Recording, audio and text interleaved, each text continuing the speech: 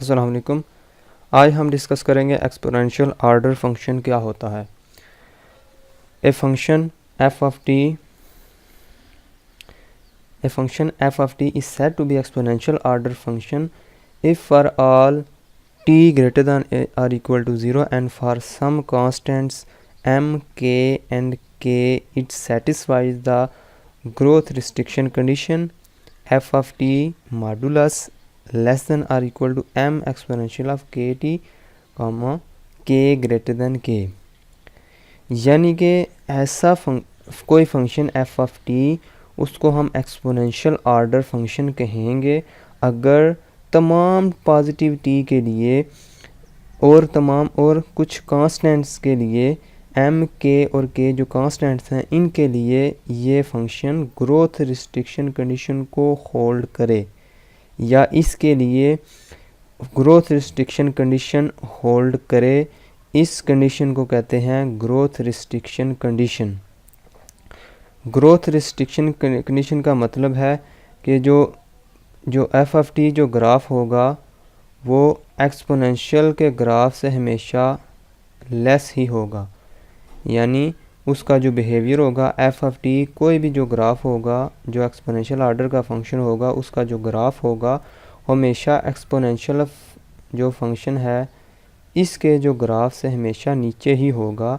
ये एक growth restriction लग गई है, इसलिए हम कहते हैं कि कोई भी फंक्शन एफ ऑफ टी उसको एक्सपोनेंशियल ऑर्डर का फंक्शन कहते हैं अगर वो तमाम टी के लिए यानी 0 से लेकर ये जो एक्सिस है ये टी एक्सिस है, तमाम टी के लिए टी की वैल्यूज़ के लिए इसका फंक्शन जो एफ ऑफ टी का जो ग्राफ है वो एक्सपोनेंशियल ऑफ टी के ग्राफ से हमेशा नीचे ही रहता है, यानी यानी ये एक स्ट्रेट लाइन का ग्राफ है टी का, तो ये एक्सपोनेंशियल ऑफ टी से हमेशा नीचे ही रहेगा।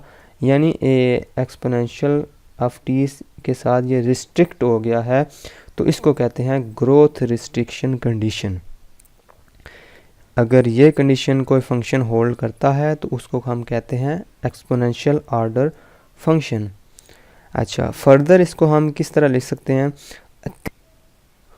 और ये जो t ग्रेटर देन k है, कैपिटल K है, इसका मतलब है t is very very large, यानी हम t को जितना मर्ज़ी लार्ज कर दें, t को जितना मर्ज़ी हम बड़ा कर दें वो जो ये कंडीशन हमेशा होल्ड करेगी। तो अगर ऐसा हो तो उस फंक्शन को हम कहते हैं एक्सपोनेंशियल ऑर्डर फंक्शन। तो इसको फर्दर हम किस तरह लिख सकते हैं, एक्सपोनेंशियल ऑफ टी को दोनों तरफ डिवाइड करेंगे तो इधर से ये कैंसिल हो जाएगा और ये नीचे एक्सपोनेंशियल ऑफ के टी रह गया। तो एक्सपोनेंशियल ऑफ के टी को हम अगर ऊपर लेके जाएं तो इसकी जो पावर है उसमें जो साइन है वो माइनस हो जाएगा, exponential of minus k T हो जाएगा और एफ ऑफ टी ऐसे ही रहेगा। अब हमें पता है कि एक्सपोनेंशियल ऑफ माइनस के कोई भी एक्सपोनेंशियल फंक्शन है हमेशा पॉजिटिव रहता है, हमेशा जो पॉजिटिव रहता है तो हम उसको मॉड के अंदर लिख सकते हैं। इसको हमने मॉड के अंदर लिख दिया m। अच्छा, ये चीज़ जो हमें मिली है कि this limit is less than or equal to m क्योंकि ये पॉजिटिव कांस्टेंट है, ये मैंने लिखा नहीं है, ये m ग्रेटर देन 0 है, तो इसका मतलब है ये m से हमेशा लेस ही रहेगी। इसका मतलब है ये जो लिमिट है ये फाइनाइट है, यानी इसका आंसर हमेशा फाइनाइट आएगा when t approaches to infinity f of t that exponential of minus k t, ये फाइनाइट लिमिट होगी। तो अगर ये लिमिट होल्ड करे तो उस फंक्शन को हम कहते हैं एक्सपोनेंशियल ऑर्डर फंक्शन, जिस फंक्शन के लिए ये होल्ड करेगी। यानी ये ग्रोथ रिस्ट्रिक्शन कंडीशन की दूसरी शक्ल है, ये या ये होल्ड करे या ये होल्ड करे तो दोनों सेम ही हैं। तो हम अगर दोनों में से कोई भी होल्ड करे तो हम कहते हैं कि जो फंक्शन है वो एक्सपोनेंशियल ऑर्डर फंक्शन है। अच्छा, अब चलते हैं एग्जांपल्स की तरफ।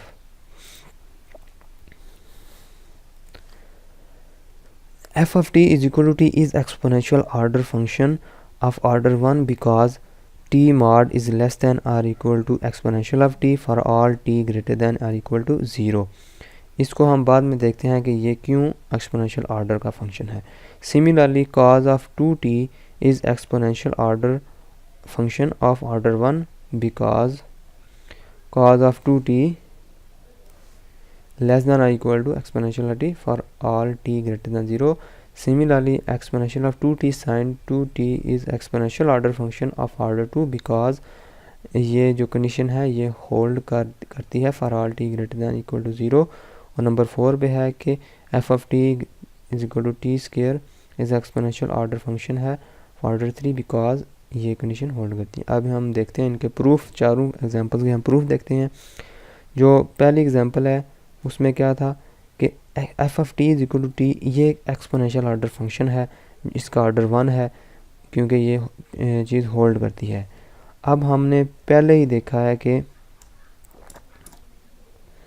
ये जो फंक्शन है टी, इसका ग्राफ हमेशा एक्सपोनेंशियल ऑफ टी से हमेशा लेस रहता है, इसलिए हम कहते हैं कि टी क्या है, एक्सपोनेंशियल ऑर्डर फंक्शन है। सिमिलरली कॉज ऑफ 2t जो है इसका भी ग्राफ कॉज ऑफ 2t है नंबर 2 पे सिमिलर एज पार्ट 1, यानी उसका भी ग्राफ जो है वो हमेशा एक्सपोनेंशियल ऑफ टी से लेस रहता है। अच्छा, exponential of 2t sign 2t, अब हमें पता है कि ये लेस देन और इक्वल टू होता है एक्सपोनेंशियल ऑफ 2t के और साइन ऑफ 2t के, यानी मैंने इन दोनों को अलग अलग कर दिया मॉड की शक्ल में, तो ये मॉड की प्रॉपर्टी है, तो अलग अलग कर दिया। हमें पता है कि साइन टी की हमेशा जो मैक्सिमम वैल्यू 1 होती है, तो साइन 2t की जगह मैंने 1 लिख दिया, और ये less than equal to exponential of 2t हमेशा पॉजिटिव होता है, तो एक्सपोनेंशियल ऑफ t वही रहेगा इधर। तो ये देखें, ये जो फंक्शन है ये less than equal to exponential of 2t है, इसलिए हम कह सकते हैं कि ये जो फंक्शन है ये भी एक्सपोनेंशियल ऑर्डर फंक्शन है जिसका ऑर्डर 2 है, क्योंकि k की जगह यहाँ पर 2 है। नंबर 4 पे क्या था, f of t is equal to t square is exponential order function of order 3 because t square less than equal to exponential of 3t for all t greater than equal to 0। अच्छा, क्योंकि जो T square है उसका graph वो ये होता है, यानी ये टी स्केयर ग्राफ हाइपरबोला होता है, पूरा पैराबोला, सॉरी ये हाफ पैराबोला है टी स्केयर, क्योंकि हम देख रहे हैं t greater than or equal to 0 के लिए हम देख रहे हैं, तो ये हाफ पैराबोला इसका ग्राफ है। और ये जो एक्सपोनेंशियल ऑफ 3t है ये हमेशा इससे, इसका ग्राफ जो है ये हमेशा इससे ऊपर ही रहेगा, बेशक जितना मर्ज़ी आगे ये t को हम बढ़ाते जाएं तो ये उससे ऊपर ही रहेगा। इसका मतलब है ये टी स्केयर हमेशा इसका जो मॉड है ये लेस देन होगा एक्सपोनेंशियल ऑफ 3t के। इस तरह हम कह सकते हैं कि टी स्केयर क्या है, एक्सपोनेंशियल ऑर्डर फंक्शन है। अच्छा, नंबर 5 पे है f of t is equal to exponential of 2t square is not exponential order function because, अब हमने एग्जांपल देनी है कि नॉट एक्सपोनेंशियल ऑर्डर फंक्शन की। अब देखें, फिर हम वो लिमिट लेते हैं, लिमिट वाली कंडीशन लगाते हैं हम, जो सबसे पहले हमने पढ़ी थी, ये लिमिट वाली कंडीशन हम लगाते हैं। एफ ऑफ टी की जगह हम गिवन फंक्शन पुट करते हैं, तो हम देखते हैं कि लिमिट फाइनाइट आती है या नहीं। तो अब देखें कि एफ ऑफ टी की जगह मैंने exponential of 2t square put कर दिया, तो इसको रीअरेंज करेंगे इस तरह, टू कॉमन ले लिया मैंने, ये टी स्क्वायर माइनस के बाई 2t आ गया। फिर लिमिट ऊपर से हमने ये इसको कंप्लीटिंग स्क्वायर किया, मैंने इसको इसका जो ये जो टी स्क्वायर माइनस के बाई 2t है इसको कंप्लीटिंग स्क्वायर से मैंने सिंप्लीफाई किया, मज़ीद इसको एक्सटेंड किया, तो कंप्लीटिंग स्क्वायर से करेंगे तो टी स्क्वायर माइनस 2t के बाई 4 का स्क्वायर ये होगा, ये बन जाएगा t माइनस के बाई 4 का होल स्क्वायर माइनस ये जो k बाई 4 का स्क्वायर हो जाएगा। और इसके बाद ये देखें आप कि t के पावर बाय स्क्वायर है और ये t पॉजिटिव है इधर, तो ये हमेशा पॉजिटिव ही रहेगा। इसका मतलब है अगर मैं t की जगह इन्फिनिटी पुट करूं तो ये जो एक्सपोनेंशियल की पावर इन्फिनिटी हो जाएगी, तो इसका मतलब है सारा आंसर इन्फिनिटी हो जाएगा। इसका मतलब है ये जो लिमिट है ये फाइनाइट लिमिट नहीं आई है, तो उस पहली जो कंडीशन हमने पढ़ी थी उसको होल्ड नहीं कर रही, तो इसलिए हम कह सकते हैं कि ये जो फंक्शन है ये एक्सपोनेंशियल आर्डर का फंक्शन नहीं है। तो उम्मीद है दोस्तों आपको ये वीडियो पसंद आई होगी।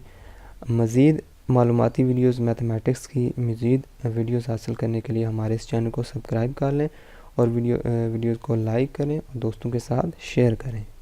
अल्लाह हाफ़िज़।